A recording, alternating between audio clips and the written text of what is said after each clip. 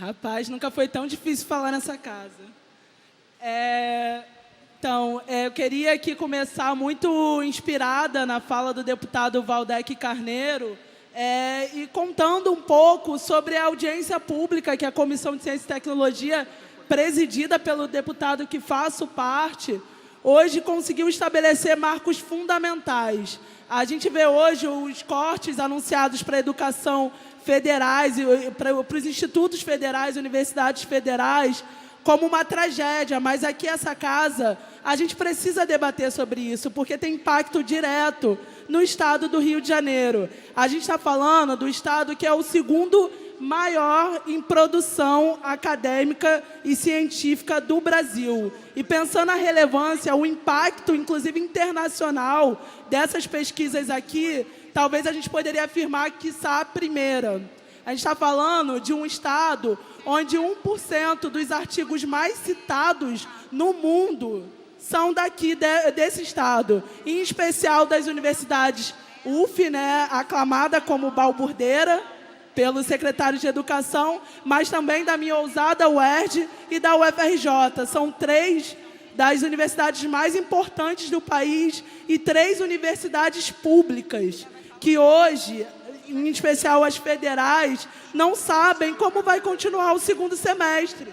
Porque essa realidade de corte, que o ministro chama de contingenciamento, que está colocada para esses institutos hoje. Porque a maioria deles não vai ter condição de funcionar nos próximos 6 meses. E aí a justificativa é: estamos cortando da educação superior para investir no necessário investimento da educação básica, que é a prioridade do governo. Mas como assim, se foram cortados do Fundeb quase que 47% dos seus recursos? Existem hoje pequenos municípios na cidade do Rio de Janeiro, e talvez nem tão pequenos assim, a exemplo de Teresópolis, por exemplo, que sem o Fundeb talvez não consiga mais funcionar as escolas de educação básica. Ou seja, num primeiro momento, o Estado do Rio de Janeiro se exime da sua responsabilidade com a educação básica e, num segundo momento, isso é reafirmado pelo governo nacional com os cortes também no Fundeb. Então, não é só nas universidades, é também na educação básica. E esses cortes, eles têm um corte ideológico, que é o mais importante de ser dito. Porque, em detrimento das universidades públicas do nosso país que padecem pela falta de recursos, grupos empresariais e educacionais estão batendo recorde. A Ibovespa fechou em queda nessa última semana, mas a Croton bateu 5,9% de aumento nas suas ações. A Ser Educacional, outra grande conglomerado educacional, bateu 5,1% de aumento nas suas ações. O Grupo Estácio, tão grande na rede da educação superior, anunciou nessa semana também a incorporação do ensino médio com o aumento das suas ações de 2,11%. Aí a pergunta que faço a nobre deputados aqui presente é: como que um país que está desinvestindo na educação, está caçando a ciência, está caçando a pesquisa, a tecnologia, corta das universidades públicas, mas as ações de empresas privadas de educação sobem? Ora, isso é mais um processo de privatização que precariza o que é serviço público para entregar para os setores privados. Porque se falam que a educação pública é custosa, não é mais custoso garantir o lucro dos empresários? Porque se um estudante custar 2.000, o empresário vai cobrar 2.500. Ele precisa manter o lucro dele, ele não está abrindo aquele espaço para ser socialmente referenciado, ele não está abrindo aquilo para ser serviço da comunidade, serviço dos brasileiros, ele está abrindo para manter o lucro dele. Ou seja, o que garante hoje a produção acadêmica vistosa do Brasil, que tem 15 das suas universidades públicas no ranking de universidades com maior produção acadêmica do mundo, são essas universidades hoje que padecem com essa falta de recursos, são delas que estão sendo tirados, porque isso só é possível pela garantia do tripé de ensino, pesquisa e extensão. Ou seja, pela garantia de uma universidade que forme os seus jovens, que produza ciência, que produza conhecimento, mas, acima de tudo, que esse conhecimento está a serviço da sociedade brasileira. E não é hoje o que acontece com a educação no nosso país. E, infelizmente, eles cortam da educação, mas a segurança pública está bombando, né? Porque a política de segurança pública hoje no estado do Rio de Janeiro é baseada no confronto, e não na investigação e não na prevenção. Ou seja, ela é baseada numa política de morte. Porque é isso que tem acontecido. O governador e seu partido alardia por aí que está reduzindo o índice de criminalidade. Mas que índices são esses? De roubo de carga? Roubo de carga representa 3,6% dos roubos que tem no nosso estado. Então, a redução desse percentual não é uma redução direta na vida do cidadão fluminense, mas sim a política de morte do governador Wilson Witzel e seu partido porque fala em redução de homicídio em áreas que já têm homicídios reduzidos, porque em áreas como a ASP 20, que compreende a área do 20º Batalhão, só aumentaram, e essa área compreende exatamente parte da Baixada Fluminense, Belfor Roxo, Comendador Soares, Nova Iguaçu e alguns bairros de Duque de Caxias. Nessa área desse batalhão, os homicídios aumentaram. E por que aumentaram? Porque o inimigo não é a criminalidade e a violência, porque se o fosse, o governo estaria preocupado em investir em educação e saúde, para salvar a vida desses jovens. Mas o inimigo do Estado é diretamente essa juventude que é criminalizada. Porque é melhor atirar primeiro e perguntar depois, porque essas vidas são descartáveis. O choro dessas mães é descartável para o Estado.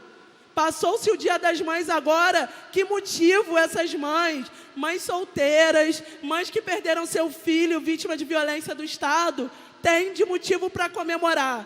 Qual é o amparo social que, de fato, o Estado deu? Nenhum. Segue a sua política de morte. Porque os dados da nossa segurança pública, que é um orçamento bilionário, é totalmente distoante se a gente for pensar a parte que tem tanto de investimento no próprio profissional de segurança pública, capacitação, apoio psicológico ali, o apoio integrado àquele praça que está ali, na ponta da segurança pública, eles são desvalorizados, como também uma política pública de segurança que preveja crimes, que antecipe, ela é completamente desinvestida. No nosso estado, o orçamento para investigação e formação de novos profissionais, em 2015, foi de apenas 23 mil.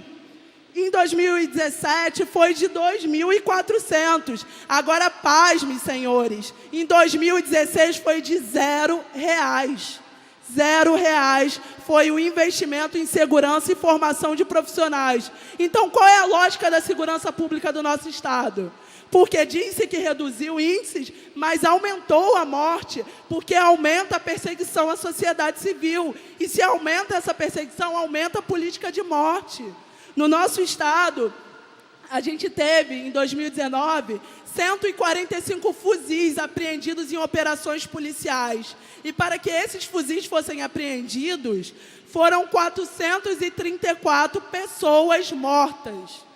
Pessoas, como o professor aqui do alemão recém-dito, como Evaldo, como Marcos Vinícius, como tantos outros jovens do nosso estado.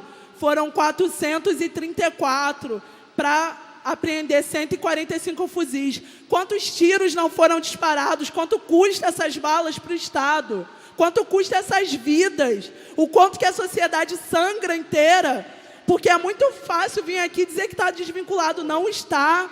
Se morre 434 pessoas no nosso Estado, isso fere a todos nós, porque isso é interligado, é isso que se entende de sociedade. Se não fosse, a gente estava vivendo na selva, gente. Então, é inadmissível pensar que foram mortos 434 jovens para apreender 145 fuzis, Mas lá na casa do Rony Lessa, ex-policial reformado, ou seja, que vinha de dentro da corporação, foram 117 fuzis apreendidos e nenhuma bala. Isso é investigação, isso é prevenção, isso é inteligência, isso é segurança pública, que valoriza a vida das pessoas e não que decapita elas. Por fim, para ser criteriosa aqui com o tempo, afinal reclamei tanto do tempo dos outros deputados aqui, mas gostaria de ressaltar também um último dado, que o governador coloca que foi aumentado 748% o investimento ali para conseguir verificar a questão de lavagem de dinheiro, tanto em pessoas físicas quanto jurídicas. 748%. Até agora, nada mudou. Até agora, a gente segue tratando segurança pública como o menino que está ali jovem, na ponta de lança do processo, no varejo de drogas, ali na favela, na esquina da favela. Mas a gente não trata dos verdadeiros, dos grandes. E aí encerro hoje, em 14 de maio, relembrando da nossa valorosa companheira Marielle Franco, executada como um crime político. Marielle Franco, hoje é importante lembrar de sua memória, porque Marielle lutou pelos nossos e até hoje seguimos sem a resposta, 14 meses sem resposta de quem mandou matar Marielle. Demos hoje um recado para o governador Witzel, fomos no Palácio Guanabara para estirar uma faixa cobrando providências sobre o caso da Marielle. Mas mantendo viva a memória de Marielle, honramos ela quando amanhã iremos todos, no dia 15, a partir das 15 horas, na Candelária, em luta pela educação pública, em luta pelo futuro da juventude.